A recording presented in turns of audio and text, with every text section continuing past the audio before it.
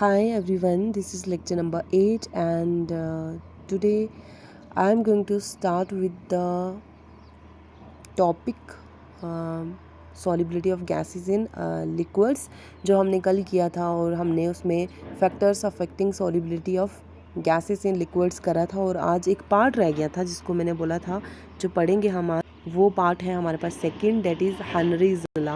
अब आपको नाम से ही पता होगा ये हेनरी ने दिया था और उन्हीं के नाम पे फेमस हो गया हेनरीज लॉ। ठीक है, अब ये लॉ क्या कहता है चलिए देखते हैं। हेनरीज लॉ की एक डेफिनेशन है कि अगर आप टेम्परेचर को कांस्टेंट रखते हैं, अगर आप टेम्परेचर को कांस्टेंट रखते हैं तो प्रेशर को बढ़ा रहे हैं आप, तो प्रेशर को बढ़ाने से क्या होगा कि जो सॉलिबिलिटी होगी गैस की लिक्विड के अंदर वो भी बढ़ जाएगी। इसका मतलब ये हुआ कि अगर आप टेम्परेचर को कांस्टेंट रख रहे हो और टेम्परेचर को कांस्टेंट रखने के साथ प्रेशर को बढ़ा रहे हो, तो प्रेशर को बढ़ाने के साथ वहाँ आपने एक लिक्विड लिया हुआ है, उस लिक्विड में आप गैस को डाल रहे हो तो गैस उस लिक्विड में अच्छे से घुल जाएगी, उसकी सॉलिबिलिटी बढ़ जाएगी प्रेशर के बढ़ने के साथ। This is the definition of Henry's law. ठीक है, समझ आई, ये चीज़ यहाँ लिखी हुई है। अब देखो सॉलिबिलिटी जो है वो डायरेक्टली प्रोपोर्शनल किसके होगी, pressure of the gas. Directly proportional का मतलब ये होता है कि अगर एक चीज़ बढ़ रही है तो दूसरी ऑटोमेटिकली खुद ही बढ़ जाती है। तो सॉलिबिलिटी का मतलब ये हुआ कि अगर सॉलिबिलिटी मतलब किसी चीज़ का घुलना, अगर कोई चीज़ डिज़ोल्व हो रही है, अच्छे से मिक्सअप हो रही है, घुल रही है, सॉल्युबल है, ठीक है, तो सॉलिबिलिटी किसके डायरेक्टली प्रोपोर्शनल हो जाएगी, गैस के प्रेशर के, प्रेशर ऑफ द गैस। जितना ज़्यादा प्रेशर होएगा उतनी ज़्यादा सॉलिबिलिटी होएगी। ठीक है, ये जितनी ज़्यादा सॉलिबिलिटी होएगी उतना ज़्यादा प्रेशर होगा गैस का। अंडरस्टूड। अब उसके बाद अगर आप रिप्रेजेंट करते हो या डिनोट करते हो सॉलिबिलिटी को एस से, तो क्या बन जाएगा, S is directly proportional to P. मतलब जितनी ज़्यादा सॉलिबिलिटी उतना ज़्यादा प्रेशर, या जितना ज़्यादा प्रेशर उतनी ज़्यादा solubility. Or pressure is directly proportional to solubility. जितना ज़्यादा प्रेशर होगा उतनी ज़्यादा, जितना ज़्यादा पार्शियल प्रेशर होगा उतनी ज़्यादा सॉलिबिलिटी होगी। ठीक है, अब हम क्या करते हैं कि इस सॉलिबिलिटी के टर्म को रिप्लेस करते हैं मोल फ्रैक्शन के साथ। तो जब इसको मोल फ्रैक्शन के साथ रिप्लेस किया तो इसकी जगह क्या हो जाएगा, solubility is mole fraction is directly proportional to pressure of the gas, यही बन जाएगा ना। तो अब क्या है, अब देखो, अब जब मोल फ्रैक्शन से रिप्लेस करें सॉलिबिलिटी के टर्म को, तो अब क्या है कि मान लो हमारे पास कोई एक सोल्यूशन है, सोल्यूशन में हमें गैस को डालना है, गैस को हमें सॉल्युबल करना है। ठीक है, अगर हम क्या करेंगे, टेम्परेचर को कांस्टेंट रखेंगे और प्रेशर को बढ़ाते जाएंगे, तो मोल फ्रैक्शन जो इस सॉल्यूशन का है, इस गैस का है इस सॉल्यूशन के अंदर, वो भी क्या करता रहेगा, इंक्रीज़ करता रहेगा। तो जैसे जैसे आप प्रेशर बढ़ाएंगे वैसे वैसे मोल फ्रैक्शन भी बढ़ता रहेगा गैस का लिक्विड में, या जैसे जैसे आप मतलब जैसे जैसे मोल फ्रैक्शन गैस का लिक्विड में बढ़ता रहेगा वैसे वैसे प्रेशर भी बढ़ता रहेगा। ठीक है, समझ आ गई। अब आपको पता है कि मोल फ्रैक्शन को कहीं कहीं स्मॉल एक्स से डिनोट किया जाता है, कहीं कहीं कैपिटल एक्स से डिनोट किया जाता है और कहीं कहीं काई से भी डिनोट किया जाता है। ठीक है बच्चों, तो अब देखिए, अब यहाँ पे यही लिखा हुआ है कि pressure is directly proportional to chi, मतलब जो प्रेशर है वो उतना ज़्यादा होगा जितना ज़्यादा मोल फ्रैक्शन होगा गैस का लिक्विड के अंदर। अब इस प्रोपोर्शनलिटी के साइन को हटाने के लिए, डायरेक्टली प्रोपोर्शनल में मैंने क्या बोला, एक चीज़ बढ़ती है तो दूसरी ऑटोमेटिकली खुद ही बढ़ जाती है। तो इस साइन को हटाने के लिए हमने क्या लगाया, इज़ इक्वल टू के एच काई। अब के एच यहाँ पर क्या है, के एच कॉन्स्टेंट है। अब इस कॉन्स्टेंट को क्या बोलेंगे, हेनरीज कॉन्स्टेंट, या सिंपली इसको बोलेंगे हेनरीज लॉ कॉन्स्टेंट। और काई हमारे पास यहाँ पे क्या है, मोल फ्रैक्शन। समझ आई यहाँ तक। चलिए बच्चों अब आगे देखते हैं। अब मैंने क्या किया, मैंने एक ग्राफ ड्रॉ किया पार्शियल प्रेशर ऑफ गैस और मोल फ्रैक्शन के बीच, partial pressure of gas and mole fraction के बीच।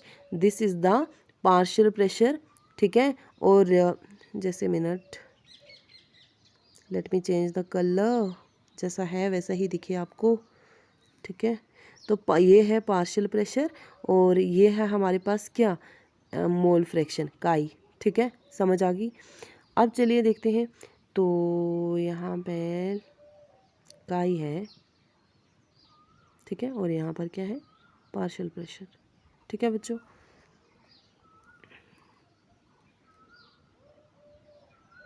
ठीक है। अब यहाँ पर देखो, मैंने एक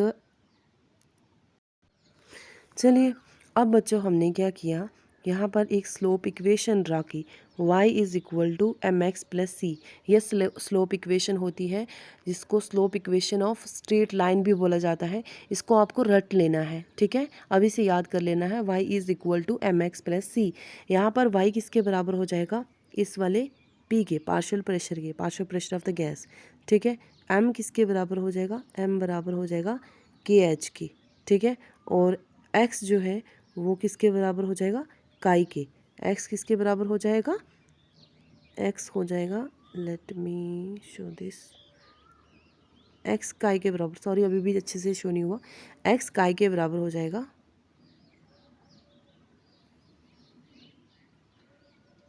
x काई के, फिर से चुप किया, x काई के बराबर होगा, ठीक है। और अब ये काई क्या है, mole fraction of gas in solution. अब जो c है, अब c की कोई वैल्यू नहीं दी हुई, 1 2 3 4 5 6 कुछ भी नहीं दी हुई, तो c को हम कंसिडर करेंगे 0, c इज इक्वल टू 0। तो 0 का मतलब ये हो गया कि बिल्कुल स्ट्रेट लाइन होगी, ठीक है, ओरिजिन से ही बिल्कुल जाएगी लाइन। तो ये एक लाइन ड्रा कर दी, ठीक है, ये हो गया इंटरसेप्ट, समझ आ गई।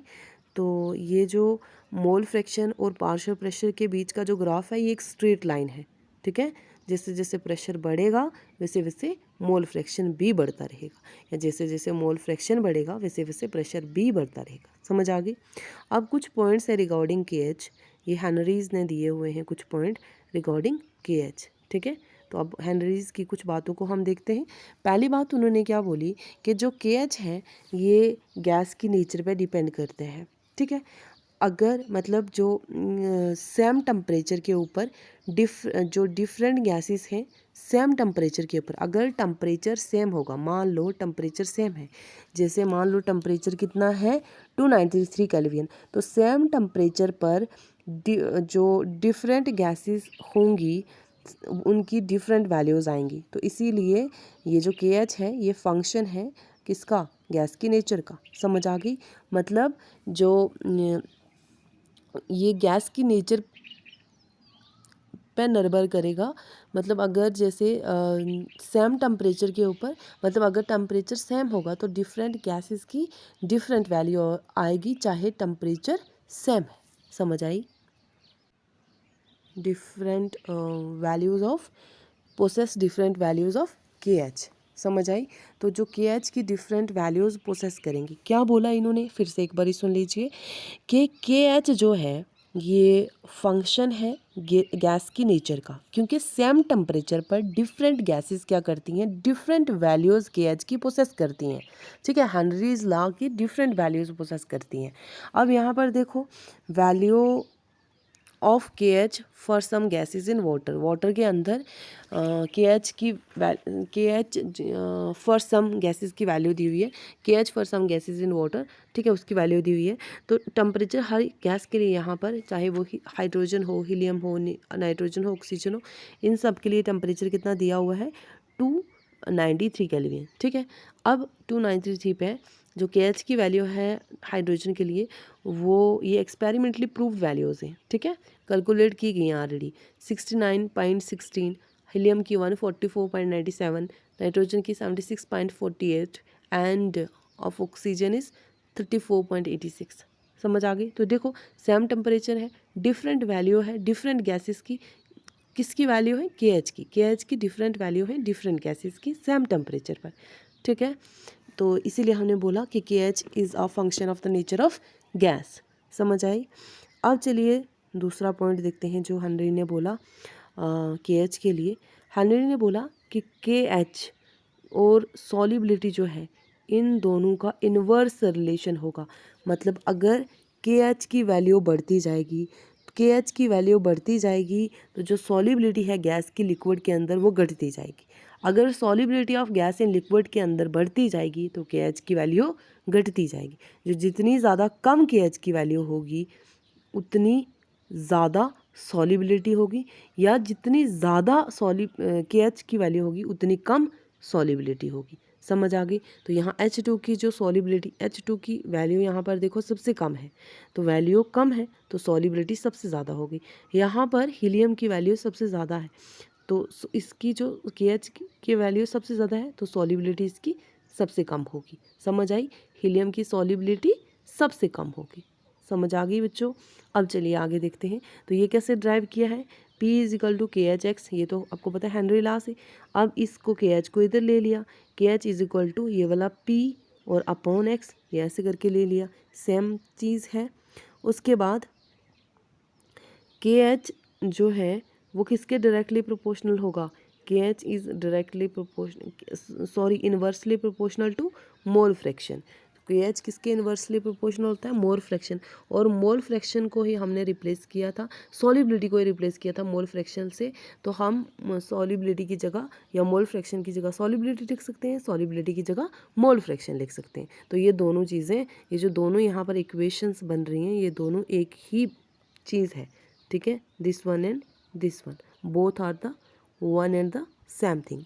ठीक है, अब तीसरी बात जो हेनरीज ने बोली KH के लिए, वो बात उन्होंने क्या बोली कि KH is directly proportional to temperature. मतलब जितना ज़्यादा टेम्परेचर बढ़ेगा उतनी ज़्यादा KH की वैल्यू होगी। समझ आ गई? तो चलिए ये भी एक्सपेरिमेंटली उन्होंने प्रूव करके दिखाया। यहाँ पर नाइट्रोजन है, तो नाइट्रोजन पर जब 293 टेम्परेचर था तो इसकी KH की वैल्यू थी 76.48। ठीक है, पॉइंट इज़ दियर, आप लगा लीजिएगा। ठीक है, 76.48। ओके, उसके बाद जब नाइट्रोजन का टेम्परेचर बढ़ा दिया, 303 कर दिया, तो तब KH की वैल्यू आ गई 88.84। ओके, उसके बाद ऑक्सीजन का देखो, दोनों सेम गैसेस हैं, ऑक्सीजन दोनों सेम गैसेस हैं, यहाँ भी सेम गैसेस थी, लेकिन पहले टेम्परेचर कम रखा फिर बढ़ा दिया। तो पहले ऑक्सीजन का टेम्परेचर रखा 293, तो तब कितने था KH की वैल्यू 34.86। और जब टेम्परेचर को बढ़ा दिया ऑक्सीजन में ही, तो तब 303 कर दिया, तो तब ऑक्सीजन की KH की वैल्यू आई 46.82। तो यहाँ से भी हमें क्लियर हो रहा है कि जैसे जैसे टेम्परेचर बढ़ाते हैं, 34 से 46 गई, 76 से 88 गई, तो जैसे जैसे हम टेम्परेचर बढ़ाते हैं वैसे वैसे KH की वैल्यू, हेनरीज लॉ कांस्टेंट की वैल्यू भी बढ़ती रहती है। तो बच्चे ये था हमारा हेनरीज लॉ। अब कल के लेक्चर में हम देखेंगे हेनरीज लॉ की एप्लीकेशंस और इसकी लिमिटेशंस। तो thank you so much, have a healthy and wonderful day, have a blessed day. Once more, thanks for watching.